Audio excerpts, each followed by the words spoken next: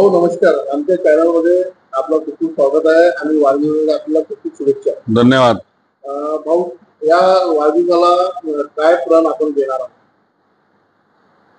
आज या ठिकाणी माझा जन्मदिवस आहे आणि जन्मदिवसाच्या निमित्तानं या ठिकाणी आज नागपूर जिल्ह्याचे पालकमंत्री आणि राज्याचे महसूल मंत्री आदरणीय चंद्रशेखरजी बावनकुळे साहेब, सावनेर कमिशन मतदारसंघाचे आमदार आशिषबाबू देशमुख साहेब, काटोल मतदारसंघाचे आमदार आदरणीय चरणसिंहजी ठाकूर साहेब, हिंगण्याचे आमदार आदरणीय समीरजी मेघे साहेब, जिल्ह्याचे भारतीय जनता पार्टीचे आणि प्रदेश कार्यकारिणीचे सदस्य आदरणीय डॉक्टर राजूजी पोद्दार साहेब आणि सर्व जिल्ह्याचे सर्व पदाधिकारी, सर्व मंडळ अध्यक्ष, महामंत्री आणि सर्व भारतीय जनता पार्टीचे सर्व पदाधिकारी या ठिकाणी आजच्या या कार्यक्रमाला उपस्थित राहणार आहे.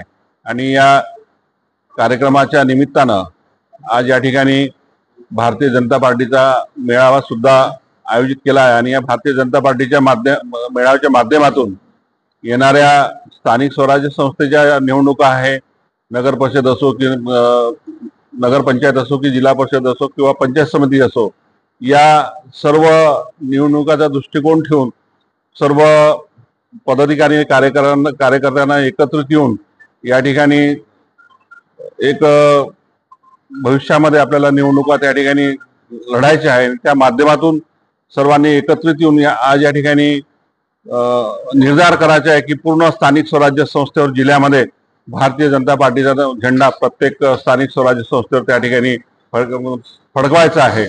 असा निर्धार आजच्या या जन्मदिवसाच्या माध्यमातून मी एक जिल्हाध्यक्ष म्हणून, काटोल नागपूर ग्रामीणचा जिल्हाध्यक्ष म्हणून या ठिकाणी तो निर्धार त्या ठिकाणी करायचा आहे. आपण नागपूर ग्रामीणचे अध्यक्ष आहेत, भारतीय जनता पार्टीचे. जनतेसमोर हा वाढदिवस कसा प्रकारे आपण साजरा करणार? हा वाढदिवस एक साध्या पद्धतीनं वाढदिवस आहे, पण हा त्या वाढदिवसाचं एक औचित्य आहे. पण या ठिकाणी जिल्हाध्यक्ष झाल्यानंतर कुठेतरी भारतीय जनता पार्टीच्या संपूर्ण कार्यकर्त्या आणि पदाधिकाऱ्याचा मेळावा या ठिकाणी घ्यायचा आहे. आणि पालकमंत्री महोदय, महसूल मंत्री आणि माननीय आमदार सर्व या ठिकाणी मार्गदर्शन करणाऱ्या कार्यकर्त्यांना त्या ठिकाणी भविष्यामध्ये आपल्या जे काही रणनीती आहे त्याचं सुद्धा मार्गदर्शन या ठिकाणी होणार आहे. समोरची आपली वाटचाल कशी राहील? समोरची वाटचाल मला पक्षाने जिल्हाध्यक्ष केलं, फार मोठी माझ्यावर जबाबदारी दिली, माझ्यावर जो विश्वास टाकला त्या विश्वासाला मी तळा जाऊ देणार नाही. आणि एक चांगलं असं काम या जिल्ह्यामध्ये भारतीय जनता पार्टीचं पक्षाचं काम मी प्रामाणिकपणे त्या ठिकाणी करेल. ग्रामीण भागाच्या जनतेला आपण काय संदेश द्याल? ग्रामीण भागातील जनतेला एकच माझं या ठिकाणी सांगणं आहे की विकासाचं जे विजन, भारतीय जनता पार्टीचं जे विकासाचं विजन आहे, मोदी साहेबांचे सरकारचे 11 वर्ष आहे, 11 वर्ष पूर्ण झाले आणि त्या 11 वर्षामध्ये 80 लाख लोकांना या देशामध्ये मोफत धान्य त्या ठिकाणी दिल्या जात आहे. 80 कोटी लोकांना मोफत धान्य दिल्या जात आहे. 20 कोटी लोकांना त्या ठिकाणी घरकुलं दिले आहे. जलजीवन मिशन सारखी योजना, हरघर जल आणि मोठ्या प्रमाणामध्ये या देशामध्ये सुरू आहे. प्रत्येकाच्या घरी चांगलं असं शुद्ध पाणी त्या ठिकाणी जात आहे. असं अनेक प्रकारचं व्हिजन, मग रस्ते असो किंवा शेतकऱ्यांचे विषय असो, हे सर्व प्रश्न मार्गी लावण्याचं काम हे सरकार त्या ठिकाणी महाराष्ट्रातलं आणि देशातलं सरकार, भारतीय जनता पार्टीचं सरकार त्या ठिकाणी करत आहे. शेतकऱ्यांचं म्हटलं की आता खूप जोरदार पाऊस पडलेला आहे, शेतकऱ्यांचं नुकसान झालं. शेतकऱ्यांमध्ये आपली काय एक मागणी राहील?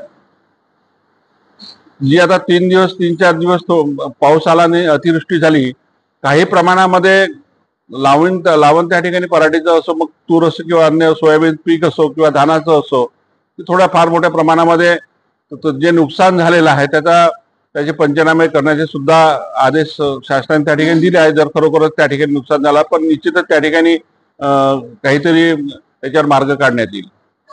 पीक विमा योजना अंतर्गत शेतकऱ्यांना काय लाभ होईल? पीक विमा योजनेअंतर्गत आपल्याला माहिती आहे की 1 रुपयाचं ते विम्याचं होतं. अनेक शेतकऱ्यांना त्याचा त्या ठिकाणी केंद्र सरकारकडून लाभ मिळत आहे आणि शेतकऱ्यांना त्याचा फायदा सुद्धा, त्या दृष्टिकोनातून फायदा सुद्धा झालेला आहे. पीएम किसान योजना त्या ठिकाणी सुरू आहे. शेतकऱ्यांची वीज बिल माफी महाराष्ट्र सरकारने केली. लाडक्या बहिणीला सुद्धा त्या ठिकाणी 1500 रुपये महिना त्या ठिकाणी व्यवस्थित आहे. महिला बचत गटाच्या ज्या योजना आहे त्या शेवटच्या महिलेपर्यंत त्याचा लाभ त्या ठिकाणी पोहोचवण्याचं काम आपलं भारतीय जनता पार्टी सरकार त्या ठिकाणी करत आहे. माझा आखरी प्रश्न आहे की आता ते जे बीज येत आहे शेतकऱ्यांसाठी ते डुप्लिकेट येत आहे आणि याचा बाजार खूप मोठ्या प्रमाणात वाटप होत आहे. माननीय मुख्यमंत्री महोदयांनी ते असे आदेश दिले आहे की कोणी जर डुप्लिकेट जर बोगस बियाणं जर त्या ठिकाणी विकत असेल तर त्याच्यावर निश्चितच त्या ठिकाणी कारवाई त्या ठिकाणी झालं पाहिजे, कारण की ते शेतकऱ्यांची फसवणूक ही फार मोठी त्या ठिकाणी फसवणूक होते आणि अशा बोगस विक्रेत्यावर निश्चितच त्या ठिकाणी सरकार त्या ठिकाणी कारवाई करत आहे. धन्यवाद.